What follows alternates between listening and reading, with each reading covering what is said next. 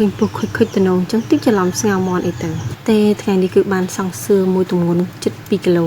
បានត្រឹមតែស្លទេបើឲ្យហូបដូចគេនឹងអត់ត្មងសង់សឿមួយហ្នឹងគឺខ្ញុំដាក់ស្ងោជ្រក់ទាំងអស់ហ្មងណាពុះហ្នឹងក្មួយវាយបាននៅវាស្រែធំខ្លាំងមែនតើបើជួបយប់ឡើងវិញដឹងរត់មិនទៅខ្ញុំដំបូងហ្នឹងគឺត្រូវចាប់ការសម្អាតពុះហ្នឹងចេញគឺយើងត្រូវកោសស្កាវាដាំទឹកឲ្យពុះហើយយើងស្រោះវាមួយកណាត់សិនដើម្បីយើងកោសស្បែកវាចេញអញ្ចឹងខ្ញុំនឹងមិនចេះធ្វើពុះទេបានធំថតគេអ្នកធ្វើផ្សេងអញ្ចឹងណ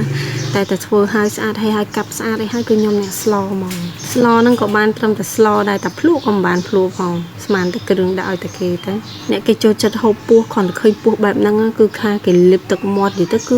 គេថាឆ្ងាញ់ជាងមាន់ដុតទៀតដុតជ្រូកខ្វៃទៀតណាតែខ្ញុំតែវិញគឺថាឃើញអត់មានត្រូវឆានជាមួយទេគឺល្មូតាំងក្បាលដល់ចុងជើងហ្មងបន្ទាប់ពីប្រឡត់ស្បែកកោសស្បែកចេញអស់ហើយហ្នឹងគឺចាប់ផ្ដើមវះពោះវាដើម្បីសម្អាតគ្រឿងក្នុងអីហ្នឹងណាពោះសង្សឿនហ្នឹងពោះឈ្មោលបើសិនជាពោះមេក្មួយថាធំចឹងហ្នឹងទៀតវាសាច់ជាងហ្នឹងចឹងណា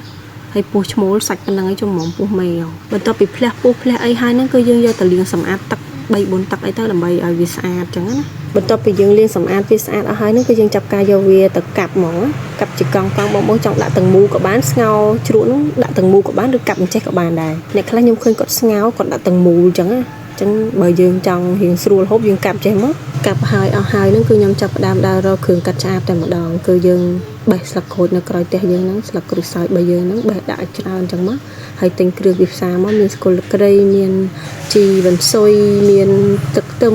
ដេងខ្ទឹមក្រហមខ្ទឹមសដាក់មកបងប្អូនដាក់ឲ្យច្រើនចឹងមកគឺកាត់ឆ្អាបបានល្អហើ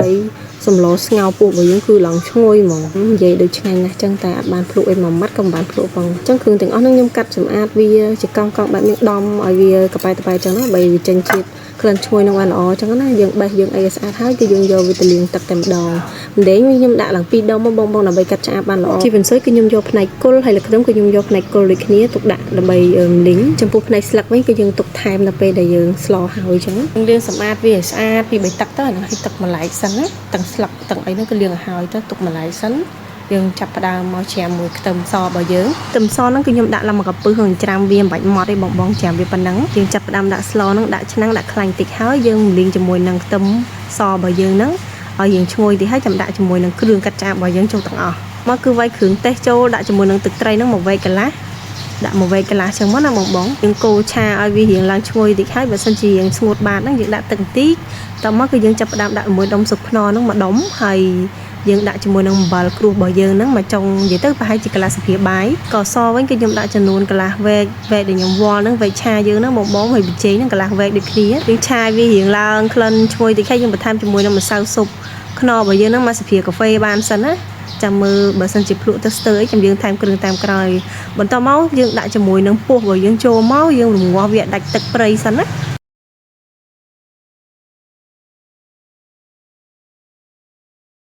យើងធ្វើអញ្ចឹងទៅគឺសម្លស្ងោរបស់យើងគឺឡើងក្លិនឈ្ងុយហើយវាបំបត្តិក្លិនពោះហ្មងបានន័យថាវាឈ្ងុយនិយាយទៅគឺឈ្ងុយហ្មងយើងក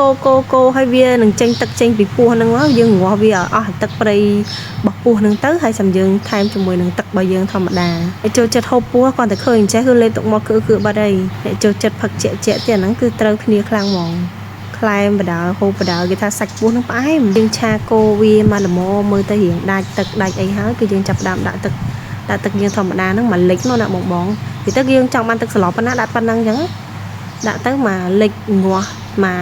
និយាយទៅមកងាស់ហ្នឹងគឺធ្វើមិនឲ្យផុយពោះនឹងមកឆ្ងាញ់ហ្មងនិយាយទៅខ្ញុំដាក់ទឹកមួយកាចឆ្នាំងដែរបន្ទាប់ពីខ្ញុំដាក់ហើយគឺខ្ញុំរងាស់ចោលប្រហែលជាខ្ទង់40នាទីបងដាក់ភ្លើងតិចណាដោយសារពោះរបស់យើងរៀងធំដែរអញ្ចឹងយើងត្រូវរងាស់រៀងយូរអញ្ចឹងណារងាស់មកផុយល្មមទៅបានឆ្ងាញ់ដូចគ្នាតោះមកគឺខ្ញុំគ្របឆ្នាំងចោលដើម្បីឲ្យវាពុះសិនបន្ទាប់ពីពុះហើយគឺខ្ញុំបន្ថយភ្លើងតែម្ដងយើងបន្ថយភ្លើងរងាស់វាចោល40នាទីទៅបងដាក់ចោលទៅនៅពេលដែលទឹកពុះហ្នឹងកុំភ្លេច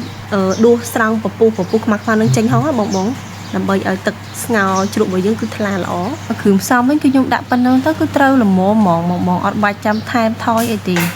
េស្លស្មានេះអត់បានភ្លក់ណាប៉ុន្តែរសជាតិគឺល្មមដូចគ្នាមកល្មមអត់ប្រៃពេកអត់សាបពេកហើយក៏មិនផ្អែមមិនអីចឹងណាមកល្មមហ្មងយើងងាស់វាចោល30-40នាទីគឺផុយហើយប៉ុណ្ណឹងហ៎ហ ហើយបន្តមកគឺយើងចាប់ផ្ដើមដួសដាក់ចានដល់ពេលដែលវាឆ្អិនហ្នឹងដាក់ចានដាក់ក្រូចឆ្មាជីដាក់ជាមួយនឹងក្រូចឆ្មាមួយចំណិតមកហើយអា